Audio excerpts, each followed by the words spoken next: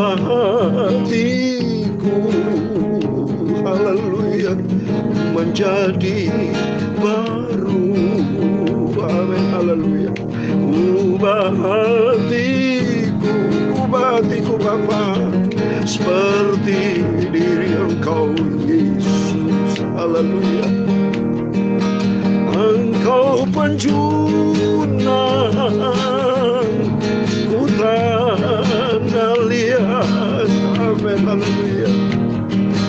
Bentuk jadikan, ingin kulihat, amin, haleluya. Ubah hatiku, amin, haleluya, menjadi baru. Terima kasih Bapa.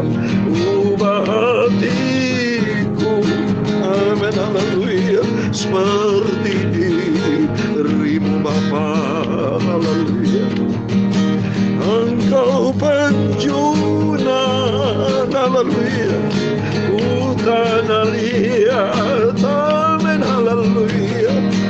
Bentuklah hidupku Bapa, ini doaku. Change my heart, oh God, hallelujah. Make it ever true, amen, hallelujah. Change my heart, oh God, hallelujah. May I be like you, hallelujah. You are the potter, I am the clay, hallelujah. Mold me and make me, hallelujah. This is what I pray, amen, hallelujah. Change my heart, oh God, amen, hallelujah. Make it ever true, hallelujah. Change my heart, oh Jesus. May I be like you. Ubah hatiku Bapa, menjadi baru, haleluya. Ubah hatiku, haleluya, seperti diri-Mu Yesus, haleluya. Engkau penjunan, haleluya, ku tanah liat, amin, haleluya. Bentuk jadikan sesuai dengan rencana-Mu. Bentuklah hidupku, bentuklah hidupku, haleluya, menjadi baru, haleluya. Ubah hatiku seperti Tuhan Yesus, haleluya. Change my heart, oh God, make it ever true, amen, hallelujah.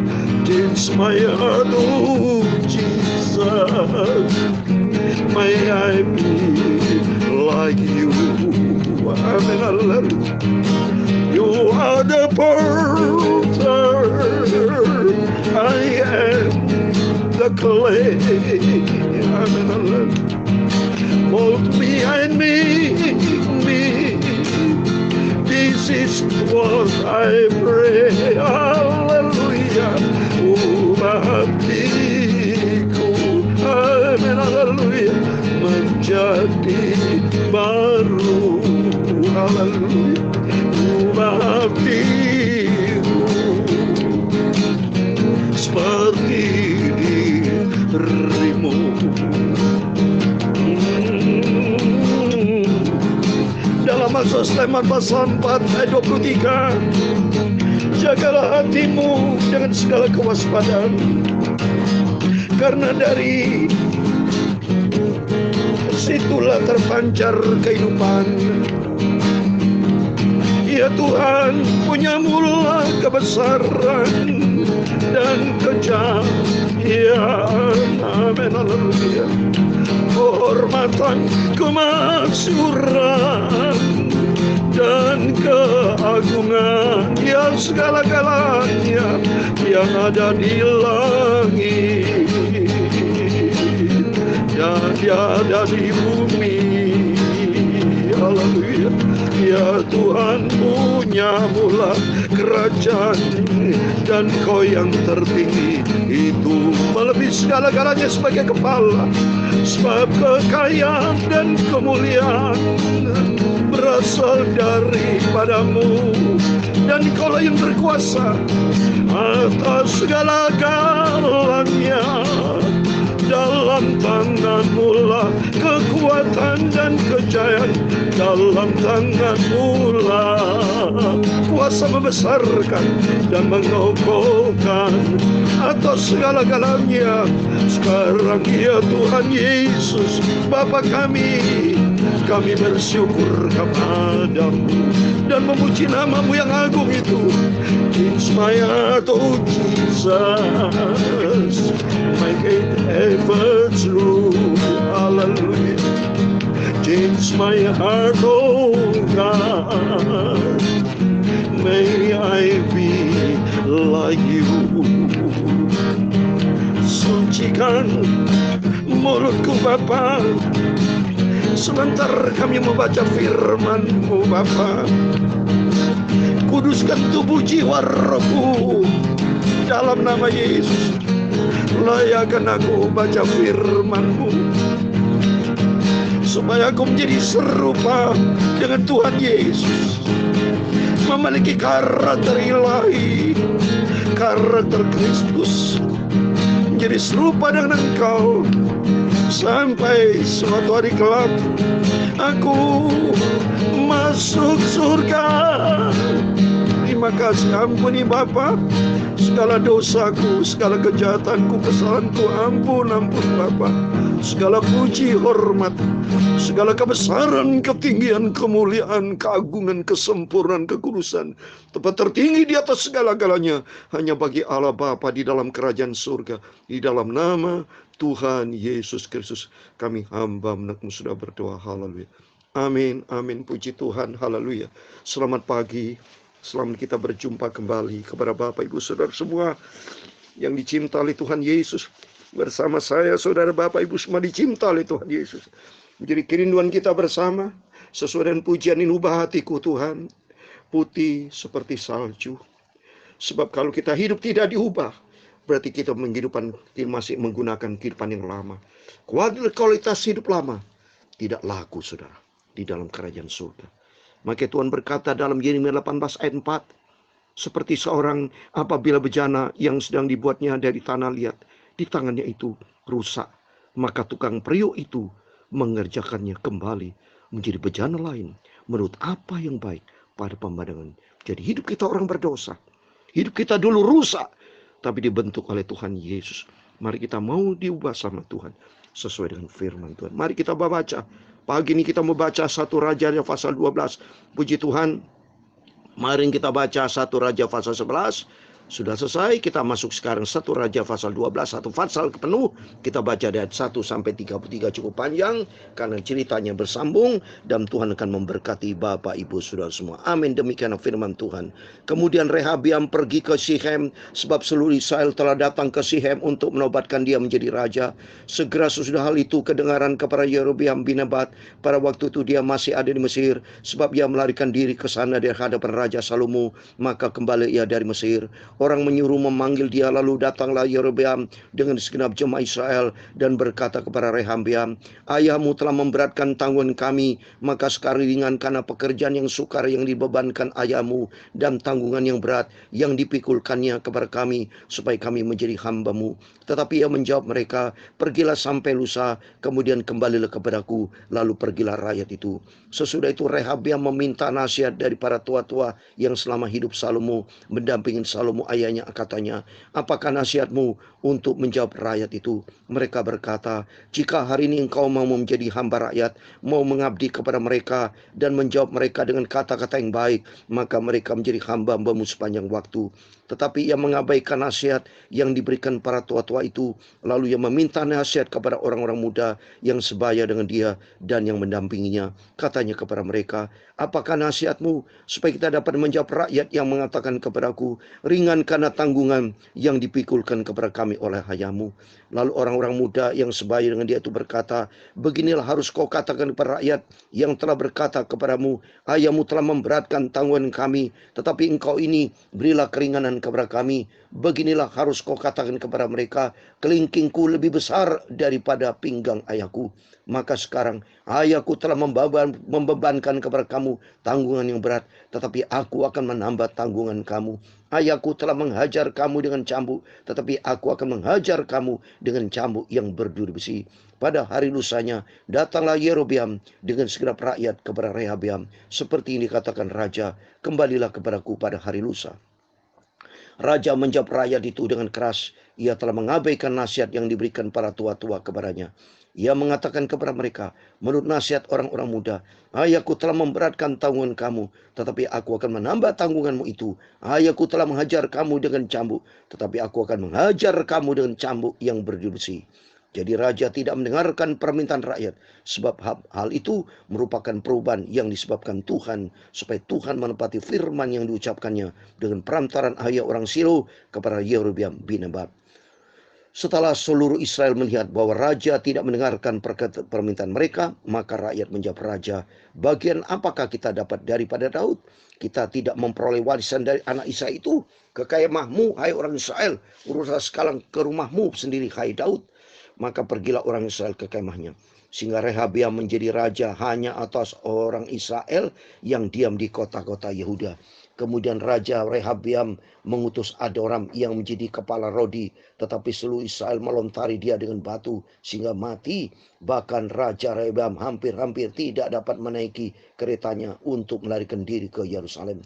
Demikianlah mulanya orang Israel memberontak terhadap keluarga Daud sampai hari ini. Segera sesudah seluruh Israel mendengar bahwa Yerobeam sesudah pulang, maka mereka menyuruh memanggil dia ke pertemuan jemaah. Lalu mereka menobatkan dia menjadi raja atas Israel. Tidak ada lagi yang mengikuti keluarga Daud selain dari suku Yehuda saja.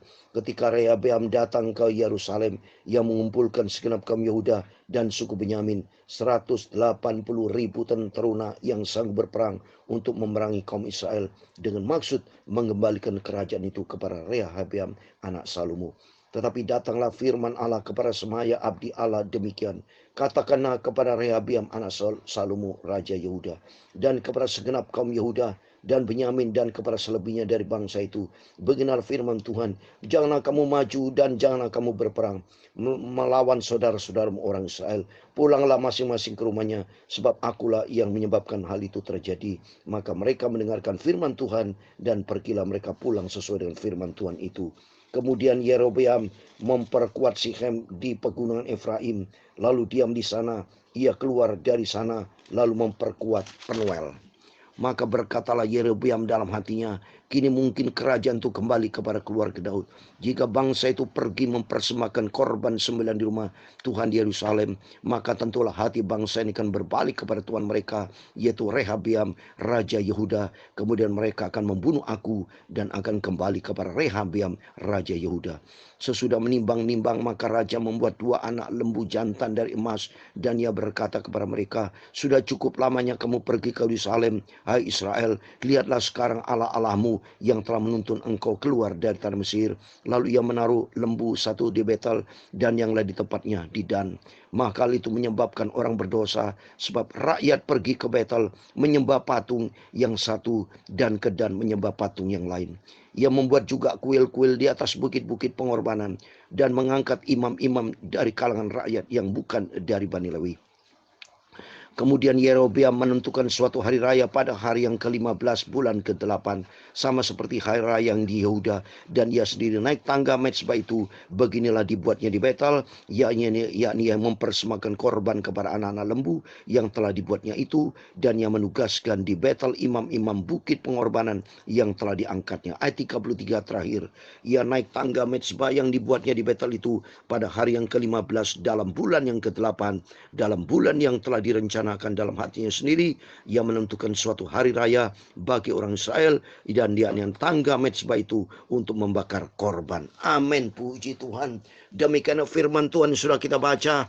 Saat ini kita baca pagi ini 1 Raja-Raja pasal 12 ayat 1 sampai 33. Dan di sini saudara semua diberkati Tuhan, yaitu mengerti akan firman Tuhan, cinta baca firman Tuhan, merenungkan firman Tuhan, dan kita mau setia dan taat menjadi pelaku firman. Ini menjadi komitmen kita bersama saudara dan saya. Kita mau cinta Tuhan Yesus, kita mau setia Tuhan Yesus, dan kita mau taat apa yang Tuhan perintahkan, yaitu kita lakukan dengan sepenuh hati kita, sehingga hidup kita diberkati Tuhan. Kalau kita baca di sini, kita bersyukur kepada Tuhan. Dengan demikian, kita bisa mengerti cerita apa yang terjadi bangsa Israel. Kalau kita lihat ini merupakan titik awal pemberontakan bangsa Israel, sehingga pecah menjadi dua bagian. Sehingga kalau saudara baca di sini sejarahnya, sejak Salomo dia mati, dia digantikan oleh Rehabeam anaknya. Kalau baca di dalam 1 Raja-Raja pasal 11 ayat 43, Rehabeam itu anak daripada Raja Salomo. Di ayat 43 saya mau baca 1 Raja pasal 11 ayat 43. Kemudian Salomo mendapat perhentian bersama-sama dengan nenek moyangnya, dan ia dikuburkan di kota Daud ayahnya. Maka Rehabeam anaknya menjadi raja menggantikan dia. Jadi di sini kita lihat ada namanya Rehabeam, ada namanya Yerobeam ya. Jadi berbeda saudara. Rehabeam ini memang putra ya dari Raja Salomo ya. Jadi Raja Salomo punya anak ya, ini nama Rehabeam.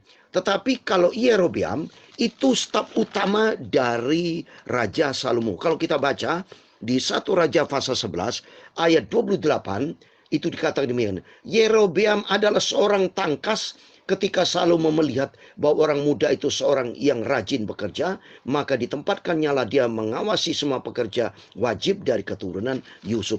Jadi Rehabeam itu adalah anak Raja Salomo.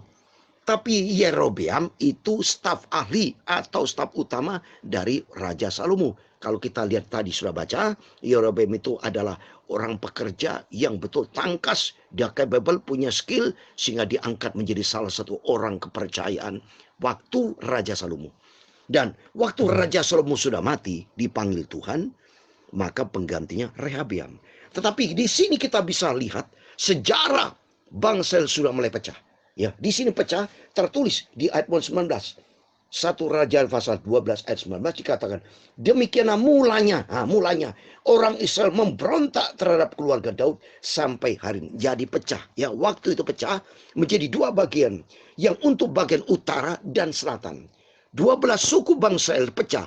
Yang 10 suku itu ikut Yerobeam. Nanti saudara baca ya berikutnya ya. Tetapi 2 suku ikut Rehabeam. Itu tertulis. Ya, coba saudara baca. Ya, di ayat 21, ketika Rehabeam datang ke Yerusalem, ia mengumpulkan segenap kaum Yehuda dan suku Benyamin. Ya, jadi Yehuda dan suku Benyamin ikut Rehabeam. Tetapi yang lain ikut Yerobeam. Karena pecah. Karena begini pecahnya. Karena pada waktu Raja Rehabeam itu, yang pertamanya Raja itu seperti Raja Salomo, seperti Raja Daud, memerintah atas bangsa Israel. Tetapi kesalahan Rehabeam, dia tidak minta hikmat dari Tuhan, dia pakai kekuatan sendiri, pakai akal sendiri. Kalau pada waktu saudara tanyakan, itu pada waktu saudara baca di ayat yang kedua, segera sudah hal itu kedengaran kepada Yerobeam bin Nebat pada waktu dia masih di Mesir, ia melarikan diri ke sana dari hadapan Raja Salomo, maka kembali dari Mesir. Begitu mendengar tentang Rehabeam menjadi raja, saudara baca ya berikutnya, tapi Yerobeam menghadap ke Raja Rehabeam. Dia minta petunjuk karena bangsa Israel itu rakyatnya itu banyak yang ikut Yerobeam kalau saudara baca itu, ya. Karena dia minta tuntutan ya. Dia pokoknya minta tuntutan kepada Raja Rehabeam. Tapi Raja Rehabeam, oke, nanti lusa kamu kembali. Dan ternyata kelirunya Raja Rehabeam itu dia minta 2 pendapat ya. Kalau sudah baca tadi, minta yang di ayat ke-6, sesudah Rehabeam meminta nasihat daripada yang tua-tua selama hidup Salomo, mendampingi Salomo. Jadi Rehabeam minta nasihat dari orang tua. Tetapi Raja Rehabeam sayangi di ayat ke-8, ia mengambilkan nasihat yang diberikan tua-tua itu. Dia minta nasihat lagi kepada orang muda. Coba kalau saudara baca, sekarang dia datang lagi kepada anak-anak muda-muda. Itu dia di ayat yang 8. Tetapi yang mengabaikan nasihat yang diberikan tua-tua, lalu yang meminta nasihat kepada orang-orang muda yang sebaya dengan dia, dan orang muda ngawur, saudara. Jadi terjadi ini titik awal pemberontakan. Kalau orang tua-tua menasihatkannya supaya Raja Rehabiam itu, kalau ada orang protes-protes, demo-demo, ini anggap aja seperti demo, ya bangsa Israel. Tetapi Raja Rehabiam itu tidak menuruti nasihat orang yang tua. Kalau orang tua nasihati ngomong baik-baik. Tetapi kalau nuti yang muda-muda keras, maka dikatakan ada, nanti papamu akan memberikan, ayahku telah mengajar kamu dengan cambuk di ayat 11. Tetapi aku akan mengajar kamu dengan cambuk yang besi. Ya berontak, saudara. Akhirnya berontak, pecah. Yaitu ikut ada Raja Rehabiam, yaitu suku Yehuda dan suku Benyamin. Yang lain 10 suku ikut Yerobeam. Dan ternyata pada waktu ikut Yerobeam, ternyata Yerobeam pakai akal-akalan juga. Dia membangun apa, saudara? Kalau kita lihat baca 28, sesudah menimbang-nimbang raja, ini Raja Rehabiam ya, membuat 2 anak lembu jantan dari emas, dan ia berkata kepada mereka, sudah cukup lamanya kamu pergi ke Yerusalem atau Israel, lihatlah sekarang Allah di sini bukan Allah besar deh, bukan Tuhan Yesus Kristus, tapi dewa-dewa nih, A kecil kalau sudah baca dalam Alkitab. L-nya kecil, A-nya kecil. Ini dewa-dewa yang dibenci sama Tuhan. Inilah jadi artinya, saudara. Kehidupan manusia itu benar-benar itu banyak yang jahat, saudara. Seperti saat ini, kita banyak ditolong sama Tuhan, tapi tidak tahu diri. Menyakiti hati Tuhan. Ini membuat Tuhan marah nanti, saudara. Makanya bangsa pecah. Karena apa? Baik Raja Rehabiam tidak minta hikmat dari Tuhan. Tidak ada kata-kata di situ mengandalkan Tuhan. Termasuk Yerobeam, dia menggunakan dengan segala kekuatan kedagingnya, dia membuat kuil-kuil, membuat berhala-berhala yang semua, sehingga di ayat 30, maka hal itu menyebabkan orang berdosa pergi ke Bedel menyembah patung yang satu, dan kedan menyembah patung yang lain. Coba menyembah patung, Allah itu marah. Demikian dalam kehidupan saudara, Allah itu cemburuan. Kalau kita baca ya, saya kasih ayat terakhir, Ulangan pasal 4 ayat 24. Ini tuh Allah cemburuan, tidak boleh saudara baca. Ulangan pasal 4 ayat 24. Sebab Tuhan Allahmu adalah api yang menghanguskan, Allah yang cemburu. Jadi demikian ini firman Tuhan berlaku dalam kehidupan kita. Kalau sekali kita pilih Yesus, tetap Yesus. Jangan sekali-kali datang kita kepada paranormal, kepada dukun, kepada kekuatan manusia. Tidak boleh. Satu-satunya hanya kepada Yesus. Sebab dia satu-satunya Tuhan Juru Selamat. Tidak ada yang lain. Tidak ada juru selamat lain yang Tuhan tempatkan kepada umat manusia. Seperti dalam Kisah Rasul pasal 4 ayat 12. Saya kasih ayat terakhir satu lagi. Kisah Rasul 4 ayat 12. Dan keselamatan tidak ada di dalam siapapun juga selain di dalam dia. Sebab di bawah kolong langit ini tidak ada nama lain yang diberikan kepada manusia yang olehnya kita dapat diselamatkan. Amin. Hanya di dalam dia, Yesus Kristus, Tuhan dan juru selamat kita. Marilah ubah hati kita. Jangan sampai kita hati menyimpang. Sesuai dengan firman Tuhan tadi dalam Amsal Sulaiman 4 ayat 23 saya bacakan. Jagalah hatimu dengan segala kewaspadaan. Biar hati kita diisi dengan firman Tuhan. Jangan seperti bangsa Israel yang senantiasa memberontak. Tapi mari kita semua jadikan hati kita selalu berserah total. Hati diisi dengan firman Tuhan. Sehingga kalau hati diisi dengan firman Tuhan, akan memancarkan kehidupan kekal buat selama-lamanya. Sesuai dengan pujian ini, ubah hatiku Tuhan. Putih seperti salju, seperti Yesus. Diisi dengan firman Tuhan, sehingga nanti kalau Yesus datang, kita layak masuk di dalam kerajaan surga buat selama-lamanya. Mari melalui firman Tuhan pagi ini, isi hati kita dengan firman Tuhan. Jangan pernah membuat hati Tuhan sakit hati, tapi biarlah membuat kita semua membuat hati Tuhan senang, yaitu hidup di dalam kebenaran firman Tuhan. Hanya menyembah Yesus satu-satunya Tuhan Juru Selamat kita. Amin. Tuhan memberkati kita semua. Ubah hatiku, amin, haleluya, menjadi baru, amin, haleluya. Ubah hatiku, amin, haleluya, seperti dirimu, amin, haleluya. Engkau penjunan, haleluya, ku lihat, amin, haleluya. Bentuk jadikan, haleluya, bentuklah hidupku Tuhan. Ubah hatiku, amin, haleluya, menjadi baru, haleluya.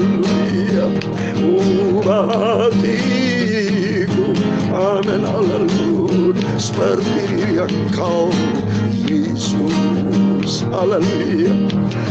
Bantulah aku, haleluya. Ini doaku, amin, haleluya. Bentuk hidupku Tuhan Yesus, haleluya, menjadi serupa dengan Yesus, amin, haleluya. Tuhan memberkati engkau dan melindungi engkau. Tuhan menyinari engkau dengan wajah-Nya dan memberi engkau kasih karunia. Tuhan menghadapkan wajah-Nya kepadamu dan memberi engkau damai sejahtera.